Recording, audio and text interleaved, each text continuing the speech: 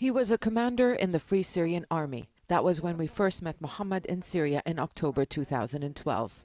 6 months ago, he laid down his arms. He now lives in Turkey.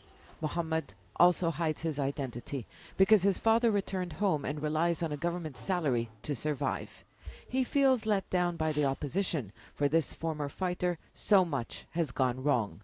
He blames some corrupt rebels for working for their own interests. He blames their disunity and the lack of leadership, and that is how, he says, the regime stays alive. Up until now, the opposition has failed to lay down the foundations of a state. In opposition-held territories, no one offers anything to the people. People spend all their savings. Now what can they do? And that is what happened to him. Muhammad is not alone. Millions of Syrians are struggling to cope either inside the country or in exile. Yes, they receive some support from the international community, but it's not enough. These people have lost almost everything, but they don't just need money. They need to be free from the government's control. Until now, they have to go to an embassy of a government they don't recognize for official paperwork.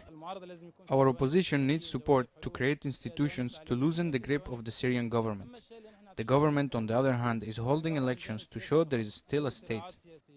Mohammed may have laid down his arms, but he won't accept the Syrian government's offer of what it calls reconciliation.